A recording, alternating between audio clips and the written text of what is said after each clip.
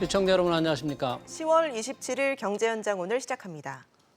코로나19 사태로 뒷걸음질했던 한국 경제가 반등에 성공했습니다. 전분기 대비 2% 가까이 성장한 건데요. 3분기 성장률이 반등한 주요인은 우리 경제의 주축인 수출이었습니다. 여기에 기저효과까지 영향을 미친 것으로 분석됩니다. 네, 4분기에도 양호한 실적을 이어갈 수 있을까요? 또 빠른 경제 회복을 위해서 남은 과제들 짚어보도록 하겠습니다.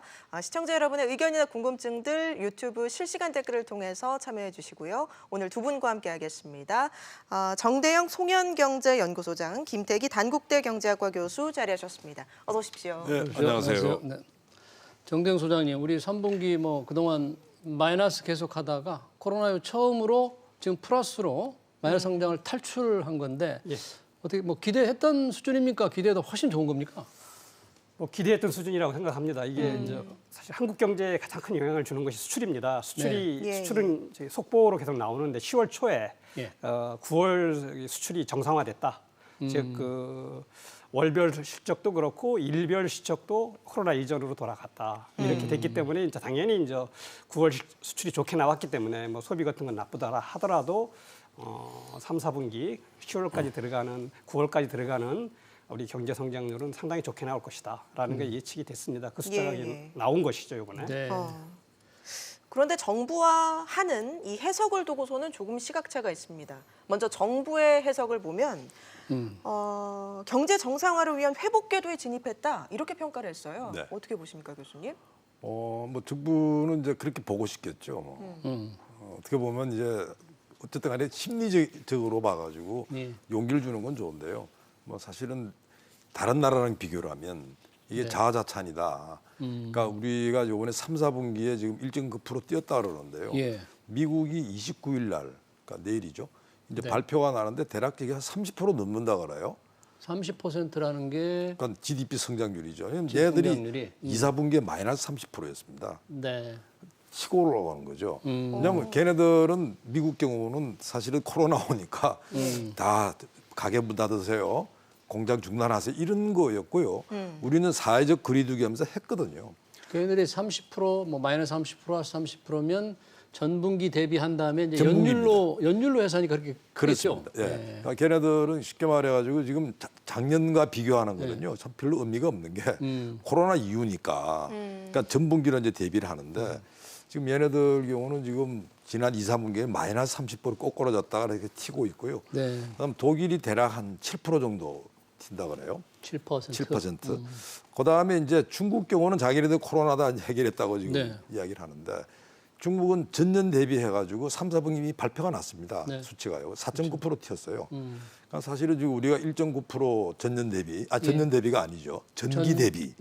전년 대비로 하면 마이너스 1.3%입니다. 그러니까 지금 이 숫자를 가지고 우리가 굉장히 좋아할 그런 건 아닌 것 같고 오히려 지금 우리가 지금 이때 조금 더 좀 우리 열심히 해야 된다. 그리고 그 사이에 우리가 좀 부진했던 게 뭐고 잘 안 됐던 게 뭔지 이런 거를 점검하는 그런 계기가 됐으면 좋겠습니다. 네.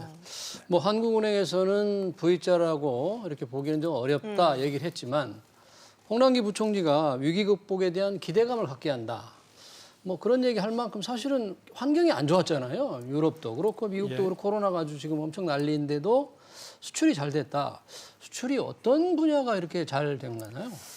수출은 우리 전통적으로 많이 나가는 반도체는 계속 좀 상당히 좋아지고 있고요. 환경이 이제 반도체가 좋아질수록 여러 가지 언택트 쪽 이런 쪽에서 많이 늘어나니까 있고 또 우리나라가 이제 이 K 방역과 관련해서는 국격이 좀 높아진 것 같아요. 이래서 헬스 관련 용품 또 이런 것들이 좀 늘어난 건 다 이제 알고 있고요. 그리고 또 좋아진 것이 뭐냐면 이렇게 금액은 많지 않지만 생활용품들이 아주 많이 늘어난 거 있습니다. 주변에 있는 거 생활용품? 악기라든가 운동기구 그다음에 텐트용품 이런 것들 이런 것들이 있고 그다음에 이제 화장품 기초 화장품이라든가 이렇게 세안용품 이렇게 소소한 물건들이 의외로 이제 이게 우리 일상에서 쓰는 물건들이 수출이 아주 빠르게 늘어나고 있습니다. 그럼 무슨 의미가 있습니까? 그런 것들이 일반적으로 자파 제품 같은 건데? 예, 그렇죠. 자파라고 볼 수 있고 생활용품이라고 볼 수 있는 건데 이게 이제 이런 사람들이 선택할 때 한국의 어떤 그런 브랜드 가치가 그만큼 높아졌다 이렇게 볼 수 있고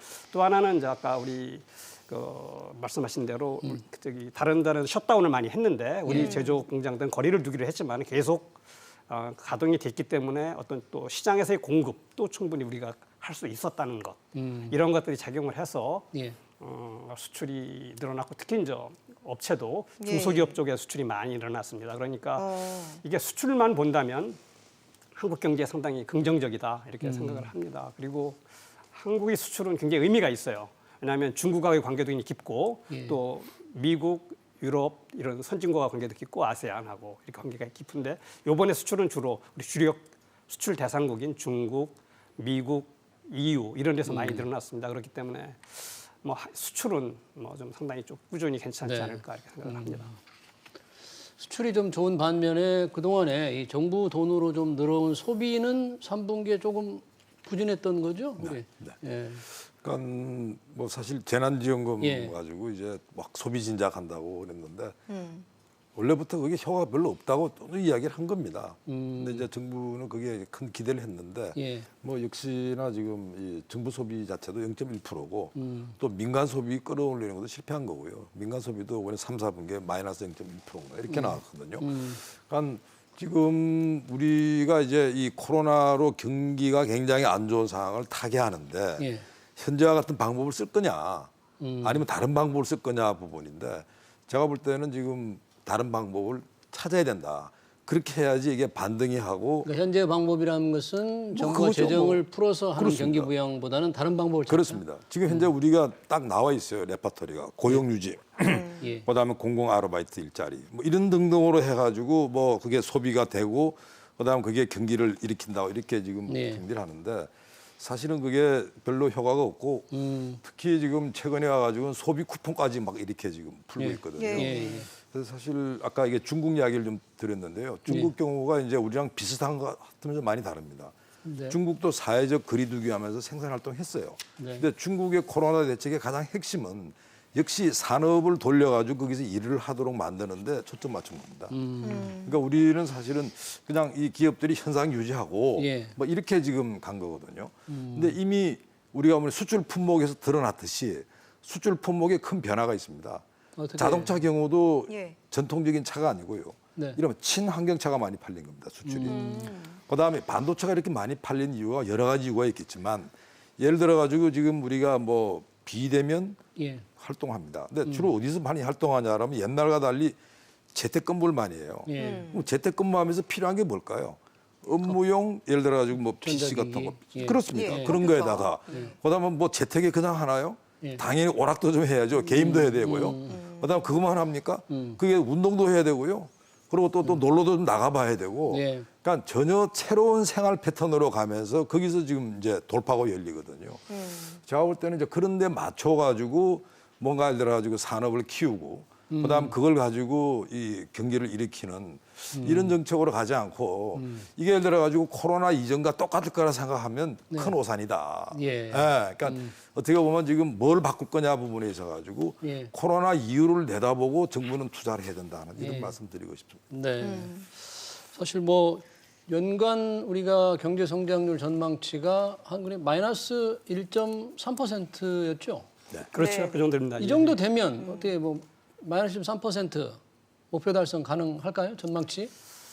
지금 뭐 한국은행 입장이야 지금 아직 크게 수정할 것은 없다. 제가 네. 그런데 제가 볼 때는 뭐 한국은행이 전망한 것보다 조금은 나아지지 않을까. 물론 이제 4, 4분기가 남아 있지만 더 좋아질 것이다. 조금 전망보다는 좀 좋아질 거다 이렇게 생각을 합니다. 그런데 지금 뭐 아까 말씀드린 대로 수출은 지금 괜찮을 것 같은데 이제 예. 우리 한국 경제의 아주 구조적인 문제 중에 하나가 소비가 계속 나쁜 게 이게 지금 뭐 어제 오늘이 일이 아니고 한 외환위기 이후 1990년대 말 2000년대부터 조금씩 소비가 사실 경제 성장률보다 조금씩 낮게 증가했어요. 그것은 위축됐다는 거죠. 상대적으로. 오랜 동안 소비가 그렇다는 위축돼 얘기죠. 왔죠. 여기에는 아주 구조적인 한국 경제 구조적인 문제가. 근데 3분기에는 왜 우리 사회적 거리두기를 우리가 강화를 했잖아요. 예. 그러니까 민간 소비가 조금 더 위축되지 않았을까. 예, 물론 이제 그렇게 요 분기만 보면 그런 면도 있지만 큰 구조. 왜냐하면 지금 구체적으로. 우리가 이 코로나 이전 이후를 떠나서 한국 경제의 문제를 좀 이렇게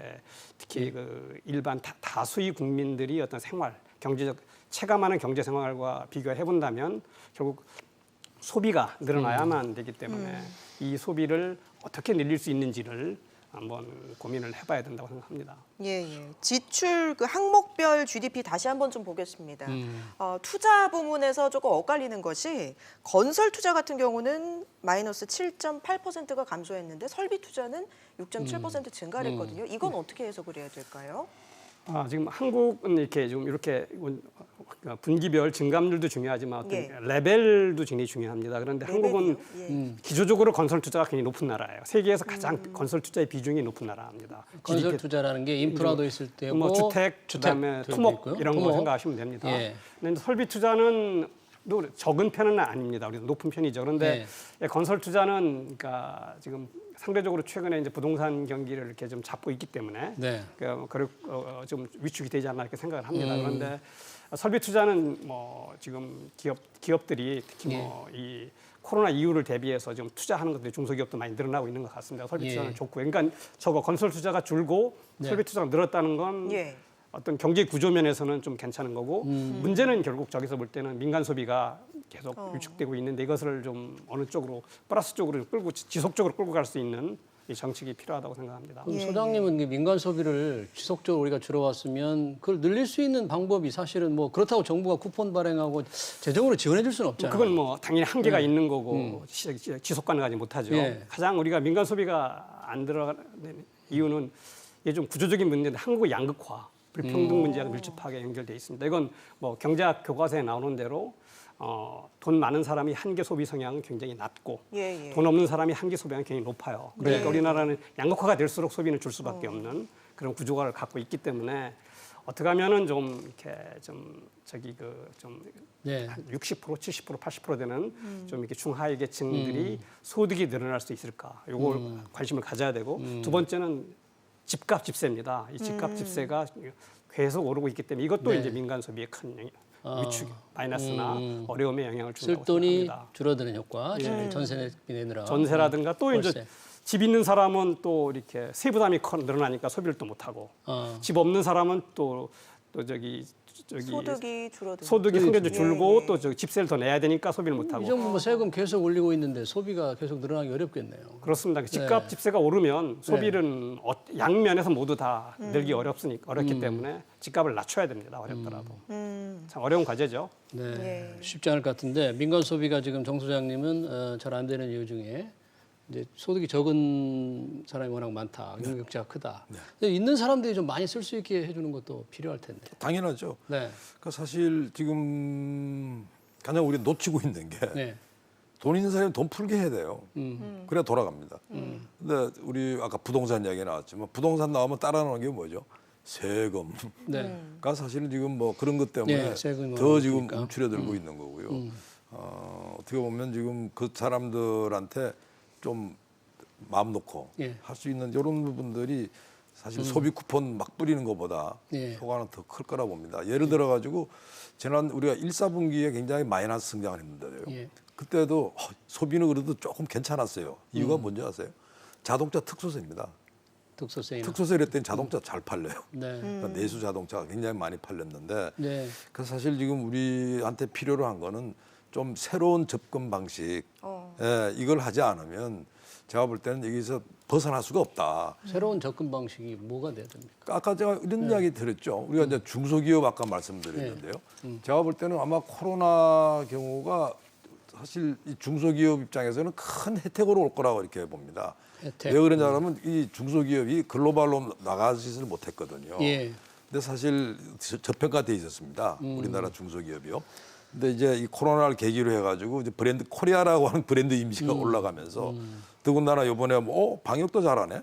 그리고 뭐 의료 뭐 이런 쪽에 들어가지고 이름이 좀 나면서 사실은 이제 이러한 부분들을 중심으로 해가지고 중소기업이 어떻게 보면 좀 이 새로운 어떤 성장의 원동력이 될 수 있지 않을까. 또 그렇게 가야지 제가 볼 때는 우리나라 근로자들의 중소기업이 얼마나 일할까요? 90%가 중소기업이 일합니다. 네, 네. 90%가 그렇죠. 일하는 중소기업이 뭐가 들어가지고 힘을 받지 않는다라면 사실은 뭐 소득을 높인다고 하는 거는 공연불이다 이렇게 볼 수 있겠습니다. 네. 지금 뭐 화면에 잠깐 지나갔습니다만 중소기업 수출이 굉장히 큰 폭으로 늘었네요. 이게 전 그렇게 봅니다. 예, K 방역에 따라서 네. 인기가 올라가니까 네. 프리미엄 한국 제품이다 해서 좀 많이 수출된 것도 있겠죠. 아니, 이 코리아라고 하는 브랜드가요. 사실은 코로나 때문에 떴어요. 예. 그리고 또 하나 부분은 뭐냐면 실제로 중국이 이걸 굉장히 많이 팔았습니다. 중국도 방역 제품 많이 팔았어요. 마스크부터 해가지고. 예, 근데 중국 거랑 한국 거랑 비교하면 게임이 안 돼. 네. 그래서 알았어. 이게 품질이 절 좋으네. 안전성이 좋으네. 예. 그래서 코리아를 찾는 거거든요. 그래서 사실은 지금 한국 식품 경우도 굉장히 인기가 많이 올라가고 있습니다. 그러니까 이러한 부분들 경우가 지금 대기업들이 안 하고 있는 거 아니겠습니까? 그러니까 사실은 이제 정부가 이런 데 눈을 돌려가지고 사실은 이 산업을 활력을 갖추는 이런 정책을 취한다 그러면 일석이조죠. 지금 그걸 지금 안 하고 있기 때문에 참 이게 참 답답하다 이런 생각이 듭니다. 네. 이 수출 증가가 과연 지속적으로 돼야 될 텐데 네. 어떻게 우리 그 K 방역의 프리미엄 효과가 좀 계속될 수 있을까요? 만약 코로나가 뭐 백신이 나와서 좀 잠잠해지면 그러면 우리 K 방역 제품 수출 속 줄어드는데 사실 K 방역 제품 자체의 수출보다는 이번 코로나 때문에 인해서 한국이 국가 브랜드가 올라가서 그리고 또 최근에 뭐 이렇게 한류, BTS 이런 예. 것도 좋기 때문에 뭐 한국이 조금 그냥 호기심만 가는 나라에서 괜찮은 나라라고 하는 건 나라가 자체가 지금 인식이 바뀌고 있습니다. 그렇기 때문에 이제 이와 관련된 여러 가지 소소한 물건들이 지금까지는 우리가 주로 팔았던 게 반도체, 철강, 조선 이런 아주 큰 걸 팔았는데 예. 이제 생활 일상에서 쓰이는 많은 것들이 팔릴 수 있는 그런 기반이 잘 돼 있다고 생각합니다. 그러니까 네. 이것은 뭐 이제 어떻게 보면 중소기업들한테는 많은 기회일 것이라고 생각을 해요. 네. 이렇게 기업들이 잘 해주고 예, 국가에서는 나라에서는 뭐 이렇게 규제를 좀 잘 완화해주고 좀 간접적으로 도와준다면 뭐 수출 문제는 제가 볼 때는 당분간 크게 문제가 없이 잘 해외 경제가 좋아질 맞춰서 그렇습니까? 잘 갈 것 같다. 그런 그런데 지금 생각합니다. 뭐 미국 같은 경우 하루 확진자 수가 8만 명이 넘는다고 하고 예. 유럽도 심각하고요. 예. 이런 상황을 볼 때 우리가 수출할 곳의 상황이 좀 좋아져야 좀 수출도 많이 되고 하지 않겠습니까? 뭐 근데 결국 확진자가 늘어나는 제가 감염병 이쪽에 이제 네. 전문가는 아니지만 예. 확진자가 늘어나는 것도 중요하지만은 뭐 그건 사실인 것 같은데 더 중요한 것은 지금 전체적인 나라의 사망자가 어떻게 되느냐. 미국의 사망자, 그다음에 그 유럽의 사망자. 그래서 이 사망자가 제가 볼 때는 어떤 그 과거 역사적 추세에서 크게 벗어나지 않는다면 뭐 잠깐 지금 뭐 올 연초 정도에서는 확 일시적으로 늘을 수 있지만 그것이 이제 다시 과거의 추세치 내로 사망자가 벗어나지 이른다면 사실 코로나가 많이 확진되지만 지금 다른 뭐 질병도 우리가 잘 검사를 안 해서 그렇지 뭐 예, 독감도 나타날 수 있고 비형 감염도 많이 있을 수 있고 이렇거든요. 예, 예. 그렇기 때문에 뭐 생각만큼 코로나가 이제는 걱정되는 게 아니지 않을까 이런 생각도 해봅니다. 절대 사망자 수. 많지만 예, 사망으로 가지 않도록 관리만 잘 된다면 그렇죠. 뭐 경제적으로나 이렇게 심각한 상황으로 가진 않을 것이다. 그런 걸 예. 이제 바뀐다는 게 물론 백신도 지금 나오고 있지만은 지금 국제 IB들의 어떤 전망이 조금씩 더 굉장히 초기에는 작년 올 6월까지만 해도 굉장히 부정적이었거든요. 그런데 점점점 긍정적으로 돌아서서 코로나 이후 정상 궤도를 진입하는 시간이 좀 더 짧게 보고 있는 세계 전망들이 경제가 나오고 그렇다는 있습니다. 거예요? 특별히 유럽 지역입니까? 아니면 아이비들의 전망이 전체적으로? 그렇죠. 미국이나 유럽에 있는 IB들 아이비들이? 전망이 미국, 유럽 주로 선진국 경제 중심으로 해서 세계 경제가 예. 정상화되는 시간이 좀 짧아지고 네. 미래 남은 기간이 더 짧아지고 있다. 이렇게 보고 있습니다. 우리 한국 경제는 그러면 예전 수준으로 돌아가는데 얼마나 좀 시간이 걸릴까요? 어느 정도 되면 우리가 예전 수준의 경제 성장세를 회복할 수 있을까? 우리나라 경제 성장이 2017년도 몇 프로죠? 3%였거든요. 근데 2019년 말에 2%를 간신히 채웠습니다. 예. 정부 가지고요. 그러니까 사실은 계속 아주 급하게 된 내리막이었는데 아마 우리가 회복한다 그런다면 뭐 1, 2% 말할 것 같지는 않고요. 예. 한 3% 정도에 우리가 회복하려면 3%? 네, 다시 회복하려면 아까 제가 말씀드린 대로 지금 전체 우리 경제의 패러다임 바꿔야 됩니다. 아까 특히 이게 중소기업 말씀드렸고 그 중소기업 경우가 이게 굉장히 호기를 만났구나. 예. 코리아라고 하는 브랜드를 가지고 중소기업이 나갈 수 예. 있겠구나. 근데 사실은 이 중소기업이 이 나가는 데 있어서 가장 큰 문제가 뭐냐 그러면 우리나라 중소기업이 대부분 영세예요. 자본이 작습니다. 자, 이게 한번 독일 한번 볼까요? 독일도 옛날에 중소기업들이 그렇게 컸을까요? 독일의 수출을 견인하는 게 중소기업입니다. 네. 그걸 히든 챔피언이라고 그러죠. 네. 그러니까 글로벌로 진출한 중소기업인데. 근데 독일이 이 히든 챔피언이 되면서 어떤 현상이 벌어지냐면 중소기업이 자본을 대부분 대형화시켜 버렸습니다. 예. 그러니까 이른바 경영위험 부담을 많이 줄여버린 거죠.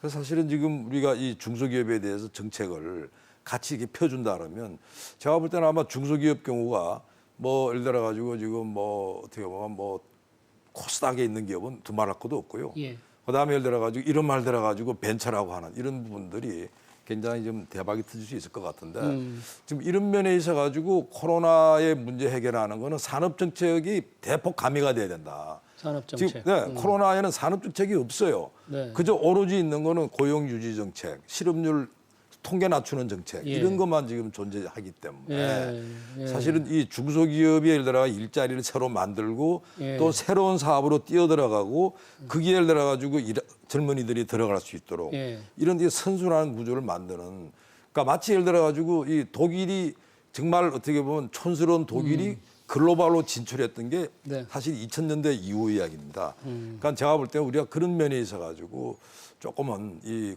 발상의 전환을 하면 사실은 뭐 경제 회복이 되느냐 문제는 언제가 되느냐 문제보다도 과연 가능하냐가 전 급할 것 같은데요. 네. 저는 가능하다 믿는 사람이고 예. 그다음에 그게 정책 전환이 제대로만 된다 그런다면 오래 걸리지도 않다 생각합니다. 산업 정책의 변화가 시급하다면 그래서 산업지원부라는 중소벤처지원부 이런 데가 좀 뭔가 새로운 정책적인 노력을 해야 될 텐데. 그러니까 예. 그게 제일 문제가요. 예. 중소벤처 이게 부로 성격해 줬지 않습니까? 그렇죠. 근데 사실은 전혀 뭘 하는지 모르겠어요. 중소기업 지원 많이 하고 있다고 하고 있습니다. 그냥 사실은 중소기업 진흥공단이나 중소기업청 할 때 똑같은 거예요. 근데 문제는 이 중소기업 뭐 이 벤처부라 한다라면 중소기업 내지는 산업정책의 방향이 나오고 네. 중소기업에 가장 필요로 한 게 지금 인력 확보 문제입니다. 이 인력 확보 어떻게 해줄 거냐, 예. 인력 양성 어떻게 해줄 거냐 이런 문제에 대한 게 나와야 되는데 제가 들어본 바가 없습니다. 사실은 지금 인력 양성 문제는 전혀 타치를 안 하니까 현재 예를 들어 가지고 이 K 뭐 브랜드 예. 이거 가지고 효과가 다만 반짝 효과로 끝날 수 있겠구나 하는 그런 걱정이 드는 겁니다. 정 소장님, 우리 경제가 예전에 그 성장세, 성장 추세로 좀 돌아가는, 회복하는데 어느 정도 지금 시간이 필요할 것 같아요? 한국 경제가 저기 계속 물론 한국 경제가 상당히 높은 수준까지 와 예. 있기 때문에 성장률이 조금씩 떨어져 왔습니다. 떨어져 왔기 때문에 지금 한국 경제의 잠재 성장률이 어느 정도 될까?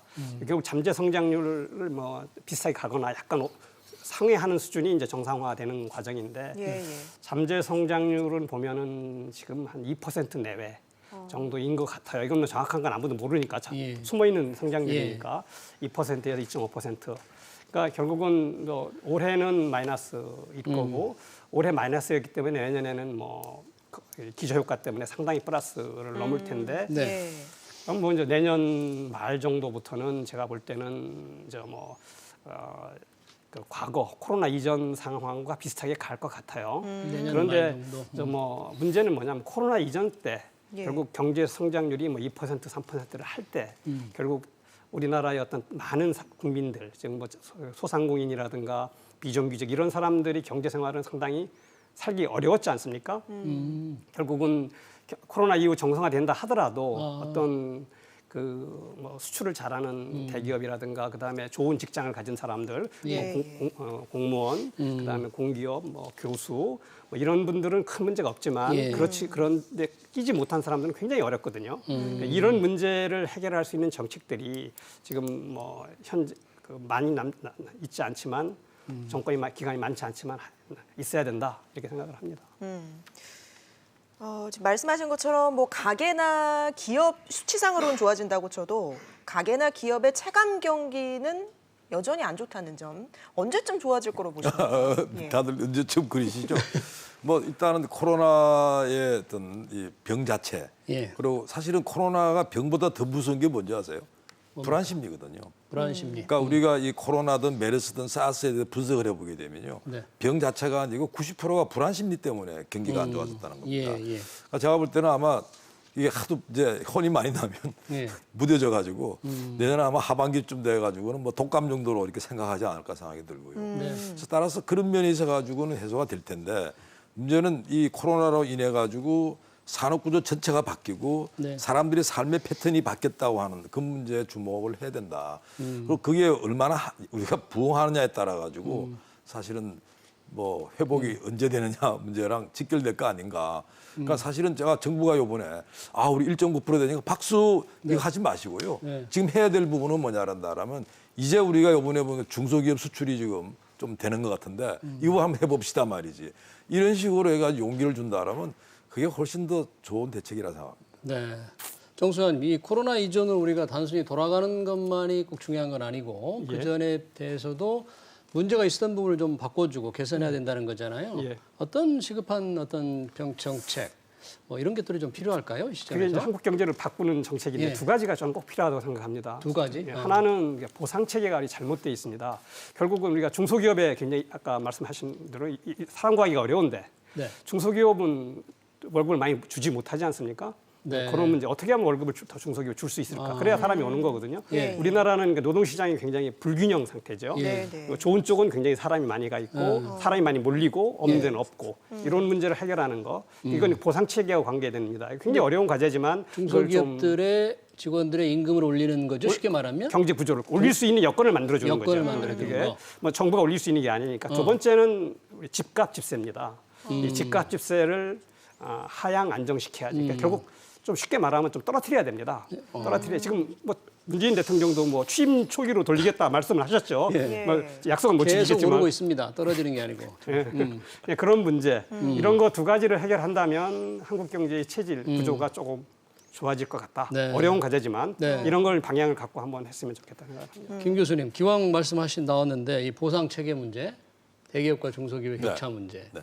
부동산 가격 안정 문제 이 두 가지 네. 해결책 어떻게 공감하십니까? 어떤 대책이 당연히 있습니까? 공감하죠. 근데 어떻게 코로나보다 방법이 훨씬 있네요. 더 어려운 예. 문제죠. 예, 방법이. 코로나보다 훨씬 예. 어려운 문제고 제가 볼 때 급여 체계 문제는요. 방법부터 하나부터 시작해야 돼요. 뭐, 그러니까 사실은 지금 공무원들이 다 호봉제로 연동시켜 놨습니다. 예. 그냥 이거 그냥 입사 연도에 따라서 급이 차곡차곡 올라가는데요. 그거 깨버려야 됩니다. 그러니까 어느 나라가 지금 호봉제로 합니까? 그러니까 사실은 이 공공 부분부터 그걸 깨기 시작하면요. 예. 그다음부터 이 급여 체계가 있어가지고 예를 들어 중소기업 경우도 일 좀 잘하면 월급 더 주고 이런 분위기가 간다는 거고요. 공무원부터 솔선수범해야 되겠다. 그렇습니다. 호봉제 깨는데. 공공부 어느 나라든 그랬습니다. 급여 체계 바꾸는 게요. 그러니까 사실은 우리나라 비슷하게 생활에 맞춰서 급여 주는 원래 우리 게 박근혜 정부 때 뭐 좀 해보려다가 지금 거꾸로 돌아간 거 아이고 아니에요? 노동조합에서 얼마 반대했습니까? 예. 그러니까 그래서 그거 안 된 거고요. 그래서 그만큼 코로나보다 어렵다는 거고요. 예. 그다음 부동산 경우는 답은 나와 있어요. 결국은 서울에서 서울발 지금 집값 폭등인데 서울에 지금 재개발 재건축 다 막아놨잖아요. 네. 그 풀어야 돼요. 그리고 지금 인구가요. 과거에는 우리가 국민주택 그러면 4인 가구입니다. 지금 무슨 4인이 어디 있어요? 예. 그러니까 작은 집이라도 자기 집 만들어가지고 쭉쭉 만들어주라는 겁니다. 그럼 제가 볼 때는 문 대통령 말씀하신 대로 집값을 옛날로 돌려볼까요? 네. 제가 볼 때는 서울 부분은 시간이 걸리지만 네. 상당한 부분이 빠진다고 저는 봅니다. 알겠습니다. 오늘 두 분 말씀 여기까지 듣도록 하겠습니다. 지금까지 김태기 단국대 교수, 정대영 송현경제연구소장과 함께했습니다. 고맙습니다. 고맙습니다.